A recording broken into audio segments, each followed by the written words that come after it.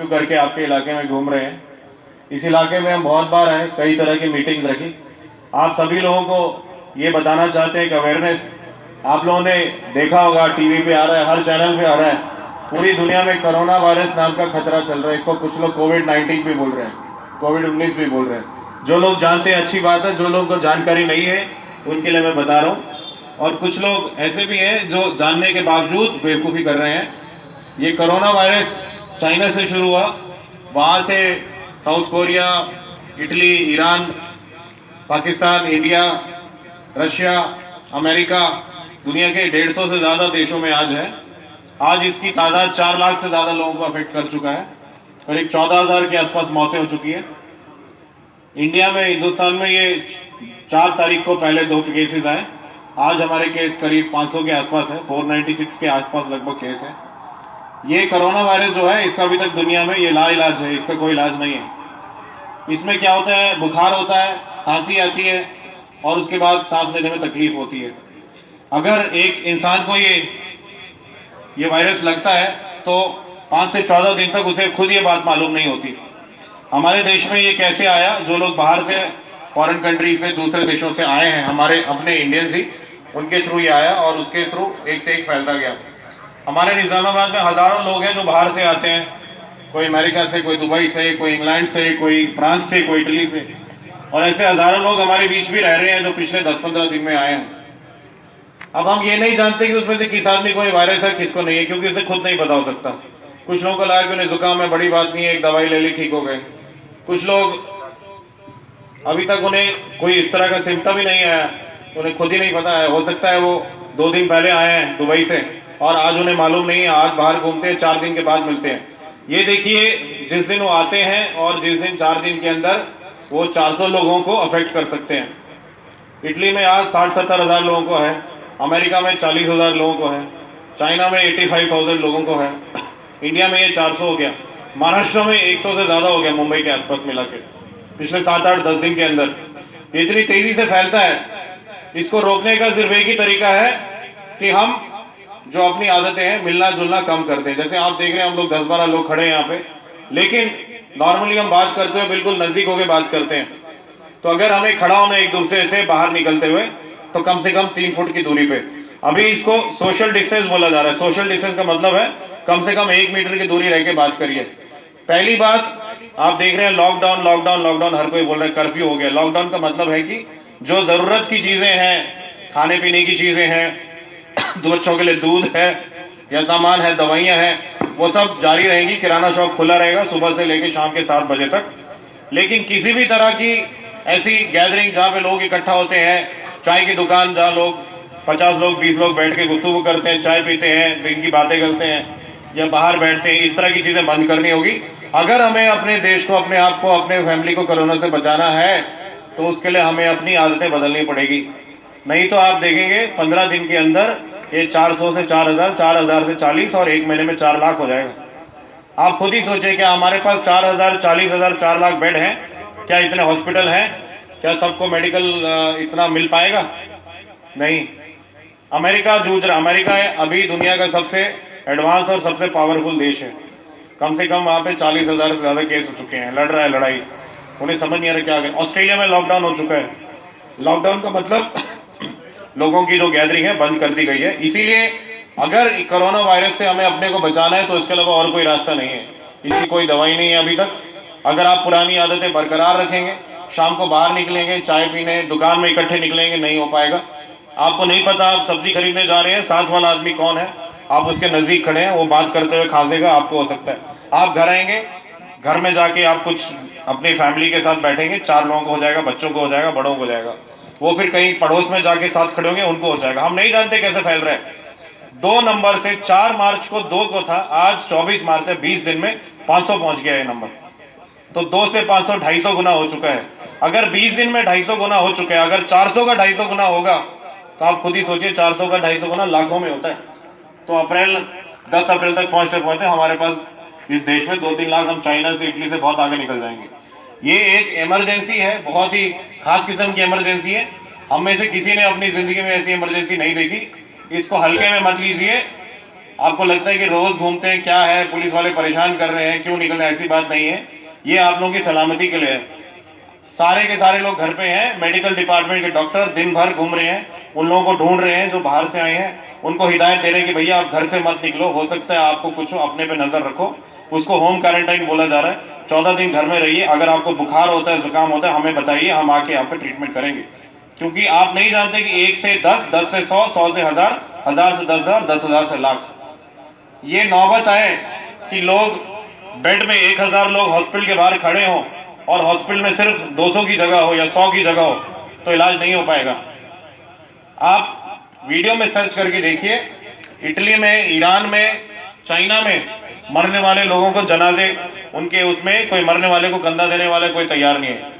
ये हालत है, ये आलम है वहाँ का। बाहर आना अलाउड नहीं है। लोग डर रहे हैं कि भाई इससे कहीं अगर मैं इनके उसमें गया, जनाजे में गया, तो कहीं मुझे भी वायरस ना हो जाए। ये आलम है। इसका हमारे पास आखिरी रास्ता, आखिरी तरीका यही है। हम 200 से 400 पहुंच गए। आप देखें, टीवी में देख रहे हैं, ट्रेनें बंद हो गई, फ्लाइट बंद हो गई। क्यों? आपने कभी अपनी जिंदगी में देखा सारी की सारी देश में ट्रेन बंद होना? आपने कभी देखा सारी कंट्री में, पूरे देश में लॉकडाउन हो चुका है? 7 बजे का कर्फ्यू किसी ने देखा? नहीं देखा होगा। ये पहली मर्तबा हो रहा है। और अगर हमारे को सलामती चाहिए, आपकी, मेरी, देश की, दुनिया की और जो इंसान की, ये इंसानियत के लिए खतरा है आज की डेट में, तो इसके लिए हमें अपने तौर तरीके चेंज करने पड़ेंगे। कोई तकलीफ की बात नहीं है, घर में आराम से रहिए। अगर आपको जरूरत है, आपके घर में दाल चावल कुछ कम हो गया, खाने की चीज कम हो गई, आप सुबह जाके 10-11 बजे जाके दुकान जाके खरीद के ला सकते हैं। उसके अलावा बाहर मत निकलिए। स्कूलों बंद, सारे के सारे देश में, पूरी दुनिया में स्कूल बंद हो चुके हैं। बच्चों की तालीम 2 महीने 6 महीने के बाद हो जाएगी, तो वायरस खत्म हो जाएगा। हमें नहीं पता ये वायरस कब खत्म होगा। इसका इलाज आज निकलेगा, कल निकलेगा, 2 महीने निकलेगा, हमें नहीं मालूम। लेकिन हम नहीं चाहते, सरकार नहीं चाहती कि भाई महीने में लाशें बिक जाए इस देश में, जैसा बाकी जगह हो रहा है। और ये बहुत ही तेजी से बढ़ रहा है। आप इंटरनेट पे सर्च कर लीजिए, जो यंग लोग हैं जो इंटरनेट यूज करते हैं, सर्च करके देख लीजिए, जानकारी पूरी है उसमें। जिन्हें नहीं मालूम है, जो नेट वगैरह नहीं जानते, टीवी नहीं देखते, उन्हें ये बात समझाइए, बताइए। और जो लड़के जोश में हैं, जिनको रात को या शाम को बाहर निकलने की आदत है, उन्हें बताओ, एक लड़का बाहर जाएगा, किससे मिलेगा, कहाँ जाएगा, अपने घर में ये बीमारी लेके आएगा, पूरे घर को तबाह कर लेगा। पूरे घर को नहीं, पूरे मोहल्ले को तबाह करना है। मेरी आपसे गुजारिश है, इस तरह का आप स्टेप्स लें कि ये बात सबको समझाएं। आप लोग जब दुकान में दूध लेने जाते हैं, मैंने अभी देखा मेडिकल शॉप है यहाँ पे, बिलाल मेडिकल शॉप बोल के, यहीं बगल में है। उन्हें मैंने समझाया, भाई दुकान तुमने खोली है मेडिकल, 15 लोग खड़े हैं साथ साथ में, तुम्हें क्या पता उनमें से अगर किसी कोई बीमारी हो? आपको क्या मालूम, कोई कल ही लंदन से आया हो या दुबई से आया हो और अपने अंदर ये वायरस लेके घूम रहा हो, वो 15 लोग आज रात बीमार हो जाएंगे। उसकी जिम्मेदारी कौन लेगा? तो दुकानदार की जिम्मेदारी भी है। मेडिकल शॉप तो खोल लिया, लेकिन क्यों लगाओ? आप लोगों को लाइन में खड़ा करो, 3-3 फुट के दूर पे खड़ा करो। आप वीकली बाजार जाके देखिए, कल क्या हालत थी वहाँ पे, 200-300 लोग घूम रहे थे वहाँ पे। आज हमने वहाँ पे लाइनें लगाई हैं, दूर दूर लोगों को खड़ा किए। म्यूनसिपैलिटी, गवर्नमेंट, कलेक्टर साहब, रेवेन्यू, पुलिस, मेडिकल, हेल्थ, हर आदमी इसके लिए काम कर रहा है। लेकिन अगर पब्लिक नहीं समझेगी तो ये रुकने वाला नहीं है। तो इसको आप एडवाइस समझ लीजिए, रिक्वेस्ट समझ लीजिए, वार्निंग समझ लीजिए। इस हालात में अगर शाम को 7 बजे के बाद कोई निकलेगा तो उसकी गाड़ी सीज हो जाएगी, उस पर केस बुक होगा। इसमें क्लियर है, किसी तरह की कोई दो राय नहीं। एक आदमी की हम नासमझी से करोड़ों लोगों की जान को हम खतरा नहीं दे सकते। हम गवर्नमेंट एम्प्लॉय है, हमारा काम है, ड्यूटी करना हमारा काम है। 4 आदमी अगर मिलके आते हैं, बेवकूफ़ी करते हैं, बाइक में मस्ती करते हैं, वो 4 लाख लोगों को, उनकी गलती से 4 लाख लोगों की जान जा सकती है कल आने वाले वक्त में। देखिए आप एक बार नेट पे सर्च करिए, इटली और चाइना में कैसे बढ़ा है। पहले हफ्ते में 10, दूसरे हफ्ते में 400, तीसरे हफ्ते में 5000, चौथे हफ्ते में 50,000, ऐसे बढ़ा है। अभी हमारे यहाँ पे दूसरा तीसरा हफ्ता चल रहा है। इसे साइंटिस्ट लोग बोलते हैं स्टेज नंबर 2 है। अगर हम लोग स्टेज 3 में गए तो ये कोई नहीं रोक पाएगा। अगर ये 20-30-40 हज़ार में गया तो इंडिया की आबादी इतनी है, इटली में 3 करोड़ की आबादी है, हम लोग 133 करोड़ है, 133 करोड़। वो वहाँ पे 50,000 को हो गया, तो यहाँ हिसाब लगाइए, उनसे हम लोग 100 गुना ज़्यादा है।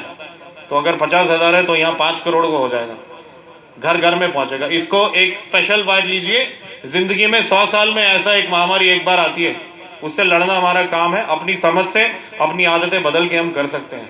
अगर वैसे ही चलता रहेगा कि जैसे सिलसिला चल रहा है, तो 2 हफ्ते के बाद सब लोग पछताएंगे। हर एक घर में ये बीमारी घर घर में पहुंच जाएगी।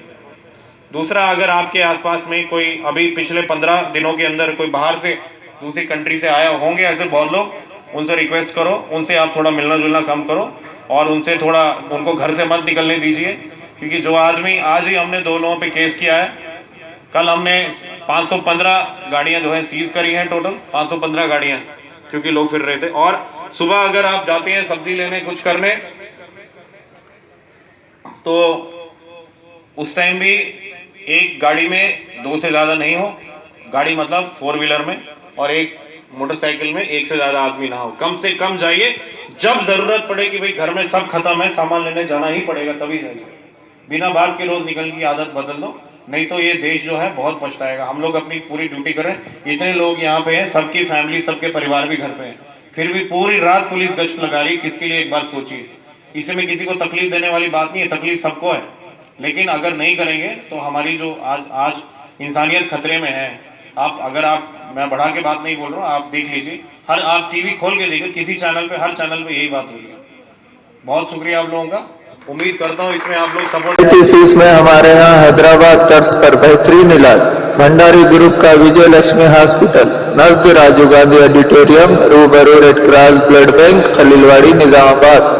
खुसूसी निस्वानी इलाज जैसे हमल का न ठहरना, बच्चेदानी के मसाइल व दीगर अमराज के इलाज के लिए 17 साल तजुर्बे का doctor Bhandari Sujata MD DGO की खिदमत से इस्तेफादा हासिल करें। हामिला खवातीन की सेहत के लिए BP, शुगर, पानी की कमी पर खुसूसी तवज्जो मरकूज की जाती है। फैमिली प्लानिंग करवा चुकी खवातीन अगर फिर से बच्चे की ख्वाहिशमंद हो तो हमसे रब्त पैदा करें। साफ सुथरा माहौल, कुशादा कमरे, लिफ्ट की सहूलत, जदीद व असरी तिब्बी आलात से लैस ऑपरेशन थिएटर, लैब व फार्मेसी की सहूलियत दस्तयाब है। मैटरनिटी, गैनेकोलॉजी, इनफर्टिलिटी, लेप्रोस्कोपी व एडवांस टेक्नोलॉजी से आरास्ता hospital. Normal delivery, operation delivery की सहूलियत हमारे हॉस्पिटल में मौजूद है। खुसूसी ऐलान, हर जुम्मा को मुफ्त तशखीस से इस्तेफादा हासिल कर सकते हैं। सरकारी मुलाजिमिन के लिए रीइंवेस्टमेंट की सहूलत हमारे यहाँ फराहम की जाती है। हमारा पता भंडारी ग्रुप का विजय लक्ष्मी हॉस्पिटल, नजदीक राजीव गांधी ऑडिटोरियम, रूबरू red cross blood bank, Khaleelwadi, Nizamabad. लजीज व जायकेदार मिठाई का वाहिद मरकज, Maharaja sweets, RP road, Nizamabad, जहाँ पर आपको मलाई चमचम, रसमलाई, गुलाब जामुन, बर्फी, कलाकंद, पेड़ा, नाम रखई के लड्डू, खारा, घाटी, खारी बूंदी वो हमा अक़साम की आपकी मनपसंद मिठाई लजीज व जायके से भरपूर, जो आपकी शादी और दीगर तकारीबात को 4 चांद लगा दे, वो सिर्फ महाराजा स्वीट होम पर दस्तयाब है। तो देर किस बात की, फौरन तशरीफ लाए। हमारा पता महाराजा स्वीट्स, RP रोड, निजामाबाद।